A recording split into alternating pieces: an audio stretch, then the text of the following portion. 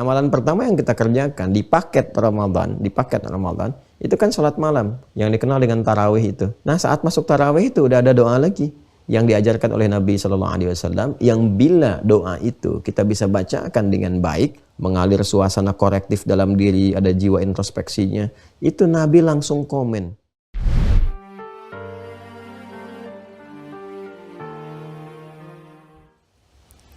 Bismillahirrahmanirrahim. Assalamualaikum warahmatullahi wabarakatuh. Alhamdulillahi wa kafa. Wassalatu wassalamu ala rasulillahil mustafa wa ala alihi wa sahbihi wa man wafa. Wa ba'd. Fa ya ahbaballahi wa ahbab rasulihi sallallahu alaihi wasallam. Usi nafsi wa iyyakum bi taqwallahi faqad fazal muttaqun fala tamutunna illa wa antum muslimun. Faqala ta'ala Ya ayyuhalladzina amanu taqullaha haqqa tuqatih wa la tamutunna illa wa antum muslimun.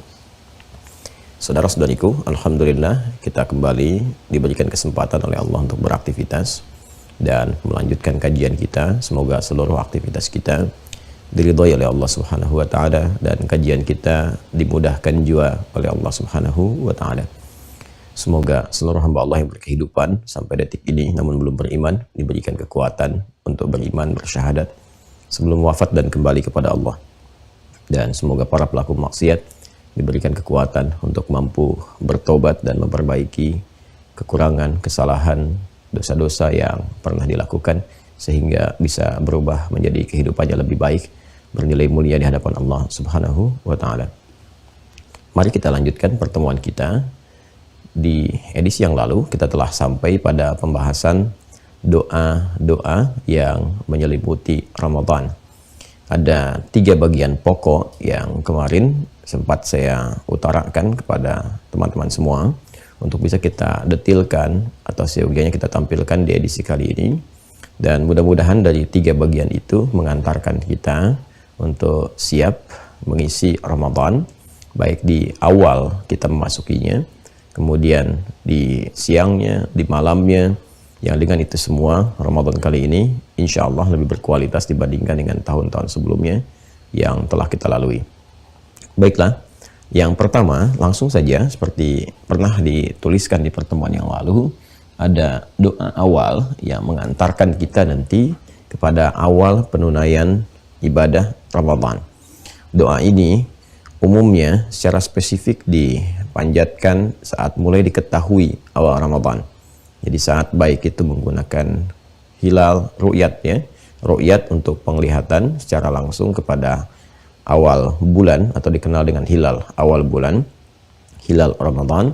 Pun demikian dengan penggunaan metode hisab yang mengukur ya dengan presisi yang tinggi untuk mengetahui awal Ramadan tiba, seperti halnya awal-awal bulan lain diketahui, maka dengan itu kita bisa sudah mulai membacakan doa yang diajarkan oleh Rasulullah SAW dan sampai kepada kita semua.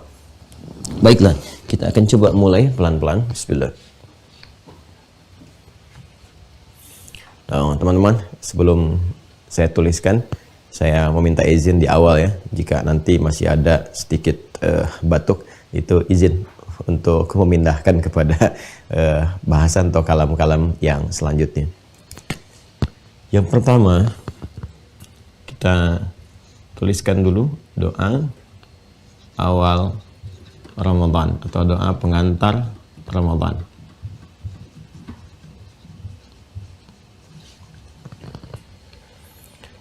Diriwayatkan ini oleh Al-Imam At-Tirmidzi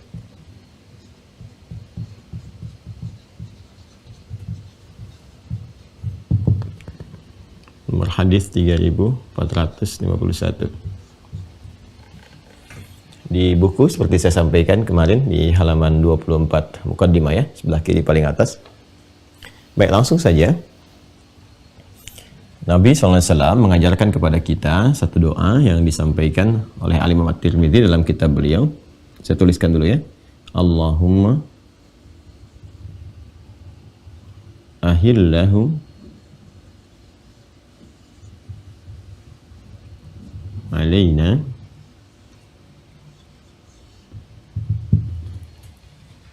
bil yumni wal iman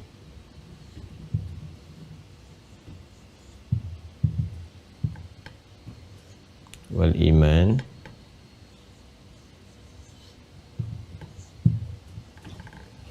wassalamati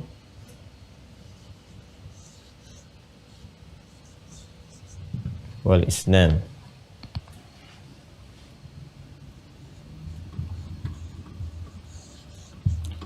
Rabbi wa rabbukallah.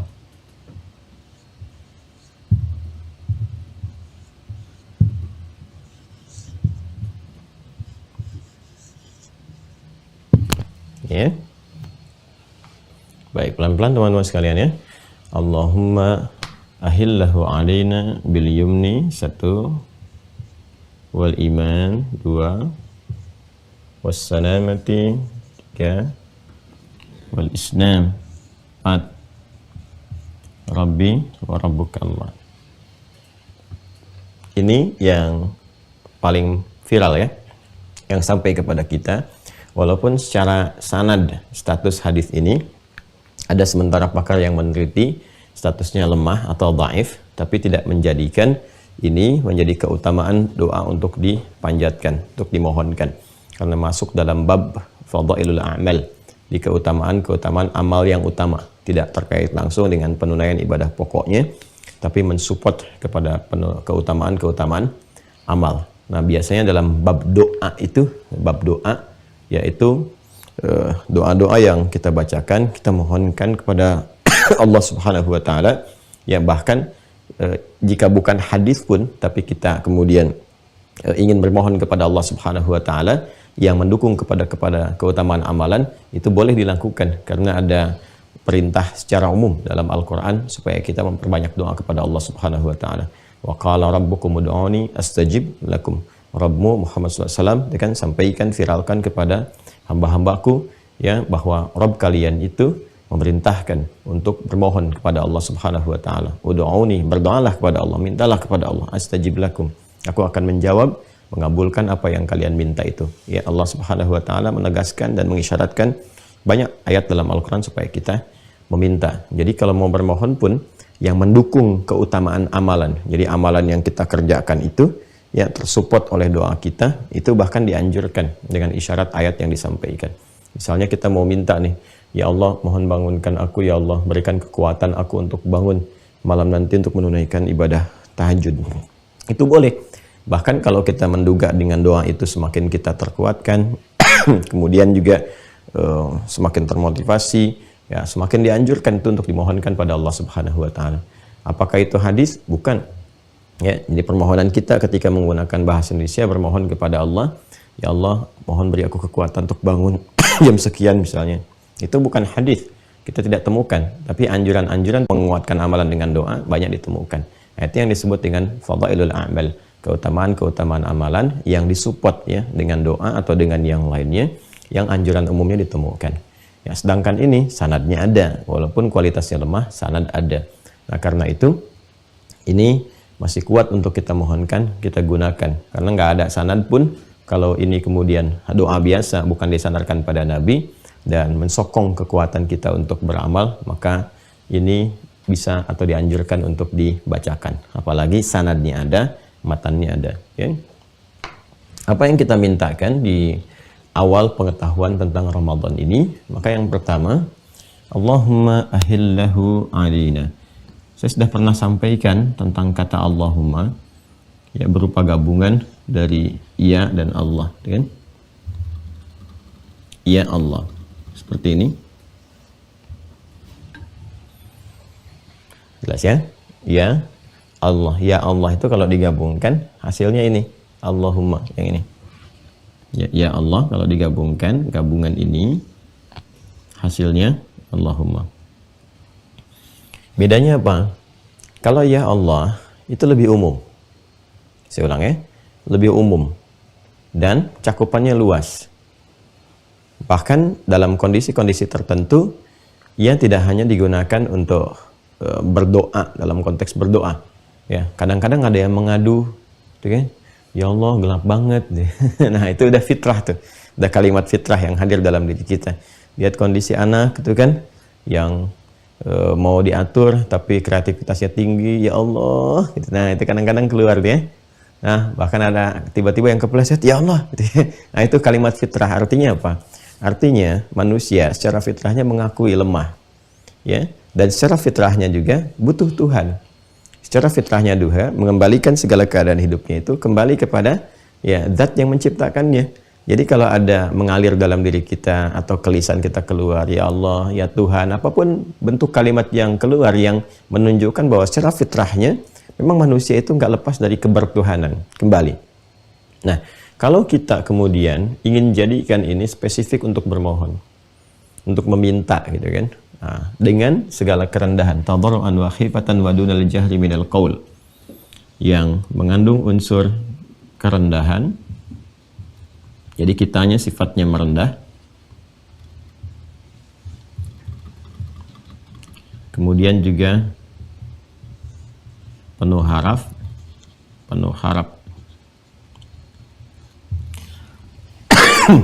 ya kan? Dan ada kelembutan. Ini yang dimaksud Quran surah 7 ayat 205 itu. Ya, jadi kalau kita mengatakan misal Allahumma, ya maka jangan meninggikan keadaan diri kita merendah serendah-rendahnya. Ya, tadarruan wa khifatan wa dunal jahri minal qaul. Wadhkur rabbaka fi nafsika ya tadarruan wa khifatan wa dunal jahri minal qaul. Sedangkan bermohon, minta ya sekhusyuk-khusyuknya, sebaik-baiknya, selembut-lembutnya mohonlah kepada Allah. Ya, dengan bahasa yang menyentuh, bahasa yang baik dan merendah. Nah, itu adalah satu isyarat yang digambarkan kepada kita bagaimana Allah memberikan adab dalam bermohon. Dan beda antara kata-kata yang diungkapkan, perasaan hati yang menyertai ketika kita mengikutkan sifat-sifat ini dengan sekedar kita berkata biasa, bermohon atau berdoa biasa. Itu berbeda rasanya, kan? Berbeda auranya, berbeda kemudian cara kita juga dalam mengungkapkan dan perasaan menerima apa yang Allah berikan kepada kita. Maka adabnya ini. Dan ini mempercepat ya pengabulan doa. Ini sangat mempercepat. Jadi ketika menjaga adab-adab dalam doa itu yang diantaranya apa yang kita ungkapkan ini ya dalam satu diksi, ini diwakili lewat satu diksi ini, maka setidaknya akan terasa nyaman dalam berdoa dan ada percepatan dalam pengabulan. Ya Allah, ahillahu alaina, mohon hadirkan hilal awal Ramadan itu, ya, ahillahu, ya, ahalla yuhillu, kan? Ahillahu, mohon hadirkan awal hilal. Hilal Ramadan itu, kan? Ahillahu, hadirkan awal hilal Ramadan itu alaina, kepada kami. Ya. Ini kalau dalam bahasa singkatnya, kalau hilalnya itu kan penunjuk awal, berarti kan sudah masuk waktunya, awal Ramadan. Kalau bahasa singkatnya, ya Allah, jadikan awal Ramadan ini untuk kami. Ya kan? Nah, itu bahasa bebasnya seperti itu. Jadikan awal Ramadan ini untuk kami, ya kan? Bil yumni, dengan penuh ketentraman, ketenangan, tentram, tenang, dan menyenangkan. Masya Allah. Ya, jadi kita menginginkan awal Ramadannya perasaannya tenang, kemudian awal menunaikan siamnya terasa menyenangkan, tarawehnya menyenangkan, ya kan? Makanya ini saat sering kali diajarkan, dimohonkan, bahkan minta ya dalam isbat, dalam proses ru'yat, dalam prosesnya hisab dan sebagainya. Terasa sekali ya para ulama bermohon, para pemangku kepentingan bermohon, semua bermohon, itu suasananya ceria itu. Saat malam Ramadan tuh sambil nunggu di masjid kan, semangat tunaikan tarawih, tak terasa satu juz di hari pertama malam itu nggak kerasa gitu. Ya, tiba-tiba kita merasakan nyaman, enak, tenang. Ya, ini kita bermohon. Ya, sehingga suasana juga terasa. Karena bagi sementara orang yang menunggu Ramadan, kadang-kadang kan muncul gelisah. Ini Ramadannya besok atau ada perbedaan pendapat nih dalam penetapan. Ini itu dan sebagainya. Nah, kita minta keteguhan hati, kenyamanan, ya, kekuatan, ketentraman. Sehingga mengawali Ramadan itu dengan perasaan yang nyaman. Kalau nyaman di awalnya, selanjutnya lebih enak. Ya, tapi kalau dari awal itu Perasaannya gundah, nggak enak. Nah, itu sudah pertanda tuh ada sesuatu yang tidak wajar gitu ya. Karena itu kita minta kekuatan ini hati. Wal iman. Ya, dan kekuatan iman. Ini dasar ini. Yang paling pokok. Ini penting sekali ini nih. Bil yumni wal iman. Kekuatan dan istiqomah dalam iman. Kekuatan serta istiqamah. Iman kalau disebutkan dalam doa meminta kekuatan iman, itu umumnya kita memohon dua hal. Ingat baik-baik ya. Satu adalah motivasi untuk beramal soleh. Motivasi beramal soleh. Karena dasar setiap amal menjadi soleh itu karena iman. Ingat kan rumusnya di Al-Quran? Wal 'asr innal insana lafi khusr illa alladhina amanu wa 'amilus shalihat. Wabashshiril ladzina amanu wa 'amilus shalihat. Man amana wa 'amila amalan shalihat. Jadi rumusnya itu ketika disebutkan iman, ini motivasi dasar untuk merubah satu amal menjadi saleh. Ya. Karena itu nanti kalau orang sudah terbiasa beramal saleh, itu kadang-kadang amal solehnya nggak disebutkan, imannya saja yang disebutkan untuk menunjukkan bahwa pengakuan Allah Subhanahu wa taala hadir atas kebiasaan dirinya yang sudah terbiasa mengerjakan amal soleh karena dasar imannya. Contoh Quran surah ke-52 At-Tur ayat 21. Di sini Allah membuka ayat ini dengan menyebutkan perangkat imannya tanpa amal solehnya. Ya, nah ini sudah menggunakan sistem yang kuat. Kalau dalam bahasa Indonesia itu ungkapan sinekdok pas pro toto, menyebutkan sebagian, mencakup keseluruhan. Ya, tapi dalam bahasa Arab ini lebih memberikan penekanan lagi. Ini bukan sekedar pengakuan, tapi apresiasi yang Allah berikan. Seakan-akan semua pekerjaan dia itu soleh saja gitu. Ya, walladzina amanu wattaba'athum dzurriyyatuhum biimanin. Adapun para orang tua yang beriman itu, ya kan? Dan diikuti oleh anak-anaknya, keturunannya, cucunya pada beriman juga. Nah, jadi yang dimaksudkan beriman di sini bukan sekedar beriman, tapi mengimplementasikan imannya itu lewat apa? Lewat amal soleh. Dia sudah terbiasa gitu. Jadi, kalau kita terjemahkan secara singkat, adapun orang tua yang beriman dan konsisten beramal soleh itu, nah, gitu kan? Kemudian wattaba'athum dzurriyyatuhum biimanin, lalu diikuti oleh anak keturunannya semua beriman dan beramal soleh, alhaqna bihim dzurriyyatahum. Maka kalau itu menjadi rutinitas kehidupan sampai mereka wafat, kami pertemukan kembali, kata Allah, di akhirat, disatukan. Jadi ada satu keluarga besar yang disatukan oleh Allah di akhirat, di satu tempat di surga. Bahkan nanti kemuliaan tertingginya mereka saat akan masuk surganya itu diparadekan oleh Allah, dibariskan, dipertontonkan kepada seluruh makhluk dan melewati pintu-pintu surga, disambut oleh malaikat di setiap pintu surga. Ya, dan itu nanti ada yang ahli Quran. Ya, seperti di Quran surah ke-13 Ar-Ra'd ayat 23 sampai 24. Kan jannatu 'adnin yadkhulunaha wa man salaha min abaihim wa azwajihim wa dzurriyyatihim wal malaikatu yadkhuluna 'alaihim min kulli bab. Salamun 'alaikum bima sabartum fa ni'ma 'uqbad dar. Jadi begitu akan masuk surga Aden, ya, disambut malaikat pada dari setiap pintu surga itu datang, mengunjungi, nyampaikan selamat, selamat, selamat.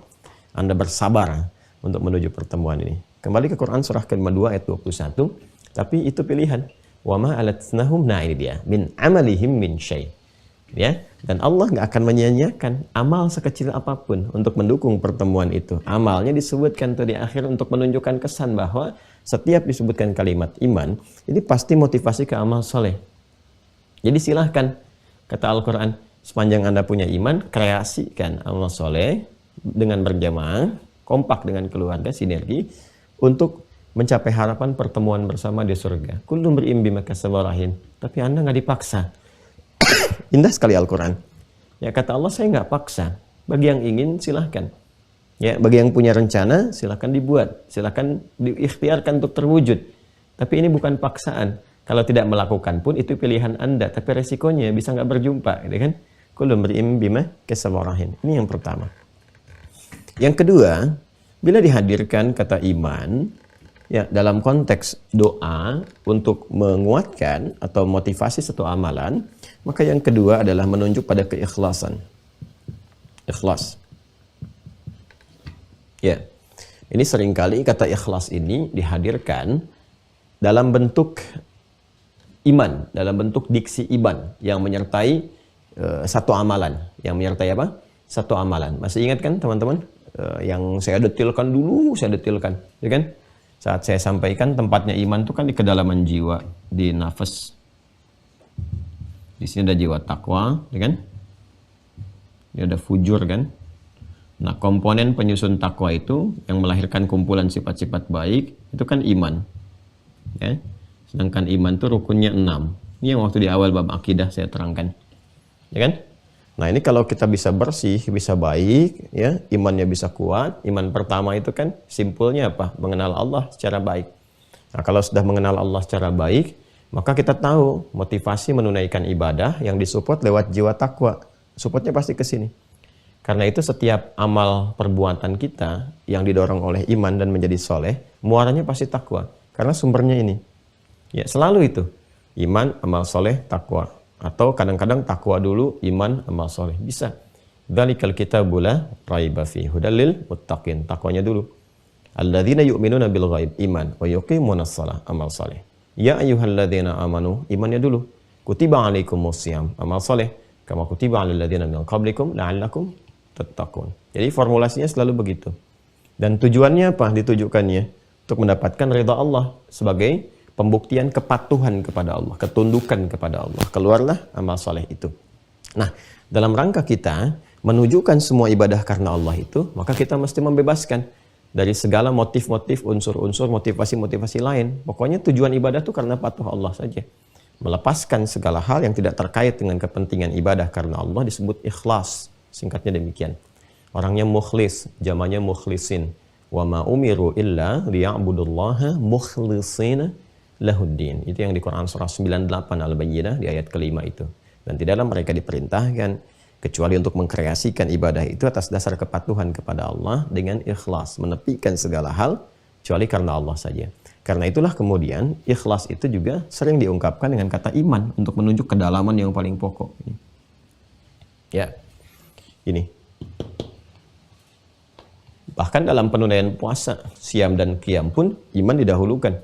Man shoma ramadhana imanan wa ihtisaban. Man qama ramadhana imanan wa ihtisaban. Siapa yang menunaikan puasa itu malam harinya dia qiyam karena dasar imannya. Ya, dasar imannya ingin menjadikan amalannya menjadi soleh sekaligus ikhlas karena Allah. Ditekankan lagi wa ihtisaban. Ya, jadi untuk menunjukkan bahwa poin penting di keimanan itu adalah keikhlasannya, ada kata ihtisaban. Ihtisaban itu kan keikhlasan, kesungguhan, kemudian juga sifat introspeksi ada terkumpul di dalamnya. Nah, ini gambarannya teman-teman sekalian. Jadi, kita memohon pada Allah Subhanahu wa taala bahwa dalam konteks mengawali Ramadan itu Allah memberikan kekuatan kepada kita, ketentraman, ketenangan, ya, mengalami atau menunaikan ibadah itu dengan menyenangkan. Pun demikian ini selalu termotivasi untuk meningkatkan amal solehnya dan ikhlas dalam ditunaikan. Karena semua perangkat-perangkat ibadah, gugur keikhlasan, gugur kualitas amalan. Sayang sekali. Ya, kuncinya di sini, di ikhlas ini. Ya, bahkan saking pentingnya ini, kadang-kadang ya amalnya disebut dengan iman. Salat itu disebut dengan iman dalam Al-Quran. Wa ma kana Allahu liyudhi'a imanakum. Di Quran surah kedua ayat 143. Dan Allah gak akan menyia-nyiakan satu amalan, apapun itu, sekecil apapun yang kau tunaikan dengan keikhlasanmu, dengan keimananmu itu. Itu gambarannya. Ya. Jadi, celaka ini, bahaya kalau ada seseorang kemudian menunaikan ibadah siam, dan dia mengisinya dengan ragam ibadah yang beraneka macam, sholatnya, baca Qur'annya, dan sebagainya, tapi punya masalah di sini. Ini bahaya. Karena itu dari awal kita minta. Nah, sekaligus ini isyarat. Isyarat apa? Seperti halnya orang yang menunaikan puasa itu, ada yang hatinya kurang tentram, ada yang semangatnya juga tidak stabil, awal semangat, pertengahan turun, gitu kan? Ya, kemudian ya seperti itulah, bolak-balik turun naik. Nah, ini juga demikian nih, keikhlasan itu bisa terganggu. Boleh jadi bisa terganggu. Hati-hati, motifnya banyak nanti. Ada motif duniawi, gitu kan?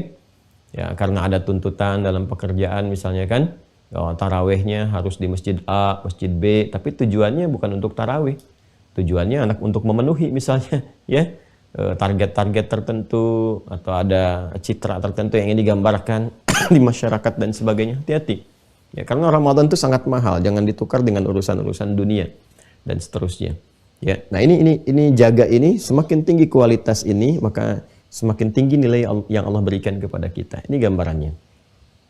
Kemudian wassalamah, ya. Keselamatan. Selamat.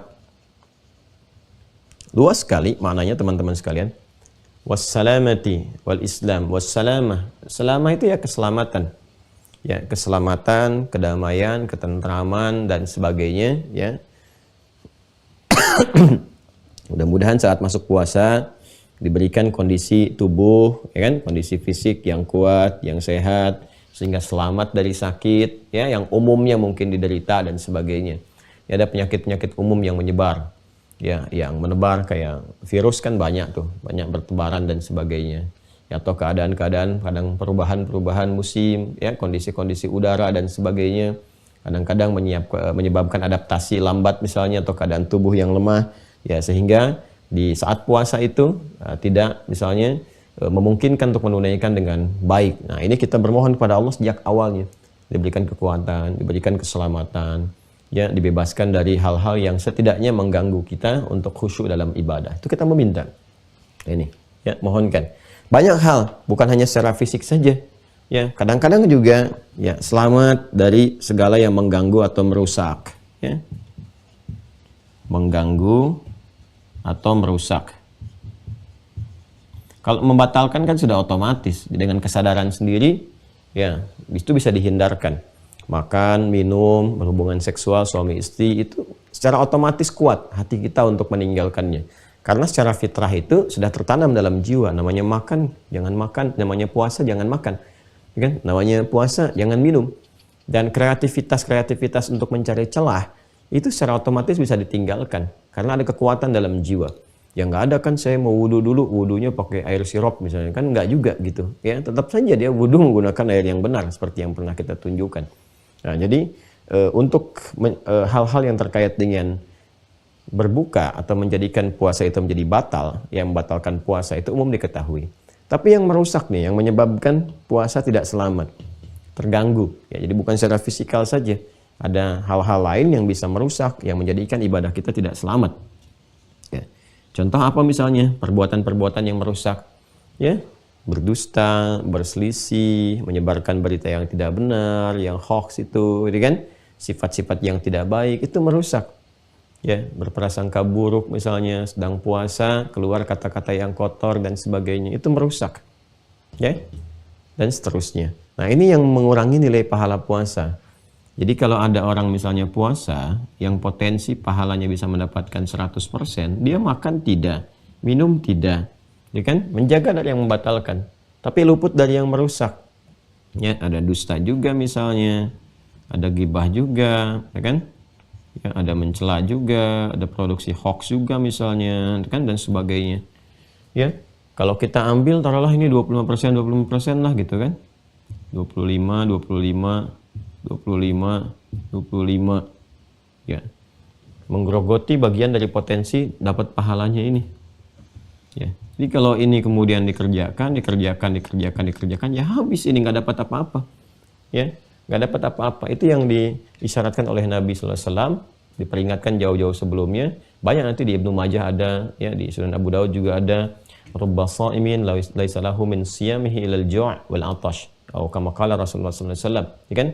Ya, terkadang didapati ada sementara orang yang puasa itu tidak mendapati apapun dari puasanya kecuali lapar dan haus saja.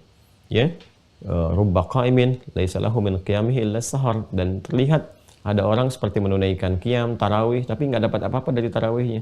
Ya, kecuali lelah berdiri saja, begadang saja menghabiskan malam gitu. Ya kan? Nah, ini mesti hati-hati teman-teman sekalian, ya. Ya, ini sifat-sifatnya ya. Nah, sifat-sifatnya, keadaannya ini yang nanti mesti penting untuk dihindari. Ya, ada yang baru mengerjakan satu, misalnya kan sudah puasa potensi 100%, nah dustanya dusta yang parah yang bisa menyebabkan perselisihan, bisa menyebabkan misalnya memicu pertikaian dan sebagainya. Oh, itu udah ada habis sendiri 100%. Ya, kalau muncul yang lainnya lagi ya minus nantinya. Ya, dan seterusnya. Maka dihindari dari sekarang. Ya, apalagi ini kan sudah bulan Hurum nih, Rajab nih, tanggal 22, gitu kan? 22 dan fala tadhlimu fihinna anfusakum. Ya, itu kan bagi insan beriman, ajaran Qur'annya jelas. Berusaha mengoreksi diri dan menjaga supaya tidak berbuat yang tidak pantas. Dijaga dari ujung kepala sampai ujung kaki. Ini latihan. Jadi kalau ada insan beriman di bulan Rajab saja, ini kan Rajab tuh masuk bulan Hurum, ya kan? Justru mengeluarkan hal-hal yang kontraproduktif, ya, mengeluarkan statement yang tidak pantas misalnya, kemudian berkata yang tidak baik, bersikap yang tidak baik. Ini sudah jadi persoalan, apalagi ketika Ramadan. Ya, apalagi ketika Ramadan. Karena itu orang yang berusaha berlatih, dia mengondisikan di bulan ini Sya'ban lebih baik, Ramadan menyempurnakan. Ya, jadi kalau dari sekarang ditampakkan yang kurang pantas, cepat segera, mungkin itu yang harus diperbaiki. Ya, ditata ulang dan seterusnya. Ini gambaran-gambarannya, ya, teman-teman sekalian. Baik, kemudian wal Islam, wassalamati wal Islam, dan istiqamah dalam keislaman. Islam, kalau disebutkan keislaman itu maknanya juga secara pokok, ya, secara pokok ada 3. Secara pokok. 1 menyangkut bab akidah. Ya. Din, inna dina 'indallahil Islam, Quran surah ketiga ayat 19, ya kan? Kita memohon bisa istiqamah dalam keislaman selama Ramadan, di luar Ramadan, ya kan? Nah, ini menunjukkan juga di Ramadan tidak lepas dari gangguan. Ya, boleh jadi ada potensi-potensi seperti di luar Ramadan, orang merongrong gitu kan, untuk menyoal masalah-masalah akidah dan sebagainya. Ya. Tapi juga ada potensi-potensi yang boleh jadi dengan kekuatan Islam yang dimiliki, mempraktekkan. Nah, ini dia pada makna yang keduanya, itu mendorong orang-orang di sekitaran yang belum beriman, ya kan, untuk menganalisis, melihat, dan mau berislam. Ya. Dan tidak sedikit orang dalam Ramadan ini kemudian alhamdulillah masuk Islam, mengenal, melihat, dan pada akhirnya menemukan kebenaran yang sejati. Ini sisi akidah, gambarannya, kekuatan untuk berakidah. Ya. Dan yang kedua, kekuatan untuk ini mengimplementasikan iman. Kalau ini motivasi untuk beramal solehnya, nah detil ragam amal solehnya itu yang bisa ditunaikan, pokoknya ada pada Islam. Ya, jadi kalau disebutkan Islam, ini juga kumpulan dari beragam atau berbagai amal soleh. Gabungan-gabungannya, pokoknya. Setelah kemudian akidah, turunannya adalah amal soleh. Jalan untuk mengimplementasikan, menunjukkan kekuatan akidah itu ini, lewat amal soleh. Karena itu, ketika Nabi SAW ditanya tentang Islam oleh malaikat Jibril, alaihissalam, mal Islam, apa jawab Nabi? Ya, anta syahada an la ilaha illallah wa anna muhammadar rasulullah. Ini bab akidah, ya kan, syahadatain. Kemudian apa? Wa tuqimas shalah, salat. So, jawabannya amal saleh. Kemudian apa lagi? Wa tu'tiyaz zakat, zakat. Wa tasuma ramadan, ramadan, puasa. Wa tahujjal baita in istata'a ilaihi sabila, haji dan umrah di dalamnya. Nah, ini yang pokok kan, kumpulan amal soleh yang pokok. Ya, salat. Salat apa saja? Yang pokok, yang fardu, dan semua jenis ragam cabangnya yang berhukum sunnah, nawafil itu. Maka kita minta selama Ramadan itu khususnya, kita mohon kepada Allah supaya diberi kekuatan untuk meningkatkan amal soleh. Ya, salat kita bisa keluarkan dari sekarang, teman-teman.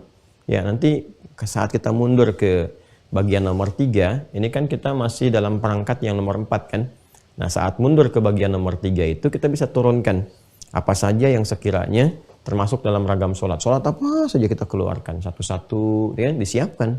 Dan latihan, kan masih ada latihan nih. Rajab berakhir, ada Sya'ban sebulan kan. Latihan supaya nanti membentuk konsistensi.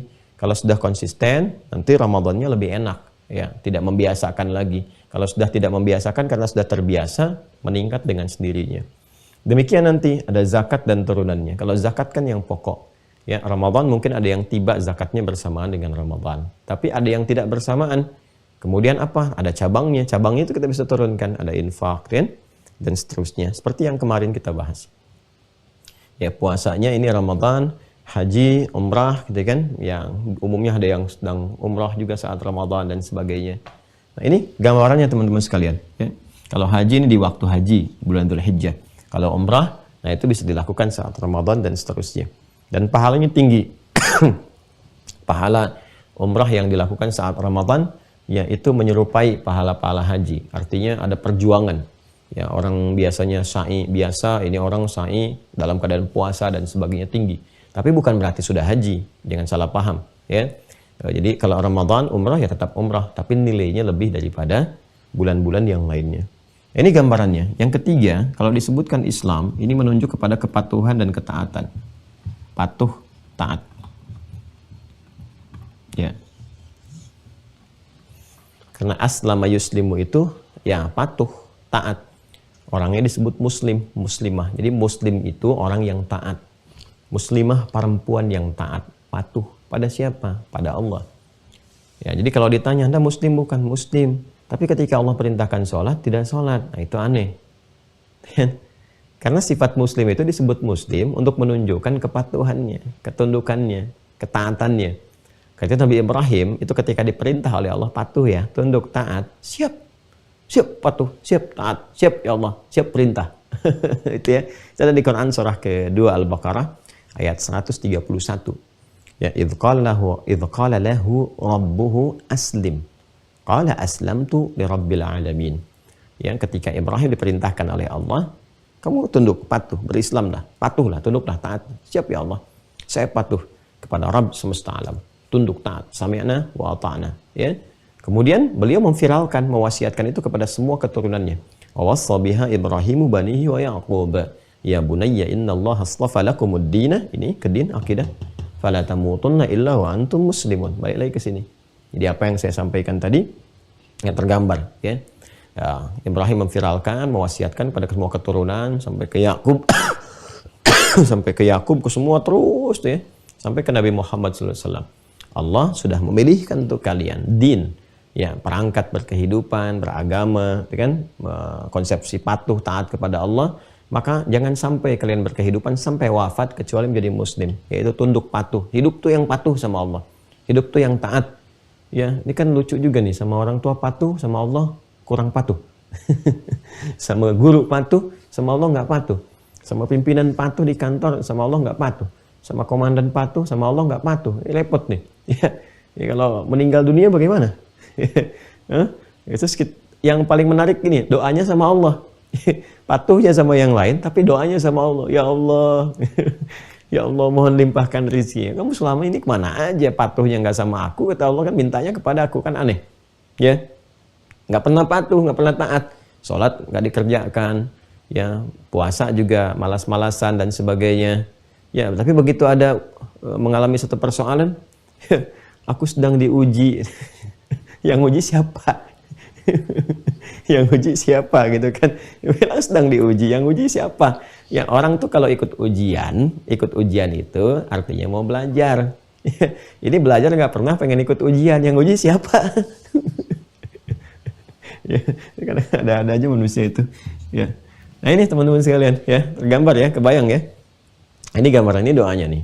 Allahumma ahillahu alaina bil yumni wal iman wassalamati wal islam rabbi wa rabbuka Allah. Dan Allah Tuhan kita semua yang merawat kita. Jadi kita ingin menegaskan bahwa ini kan sifat perawatan, pemenuhan kebutuhan, perhatian dan sebagainya ada dalam konteks rububiyah Allah Subhanahu wa taala yang ditampilkan dalam bentuk namanya Rabb.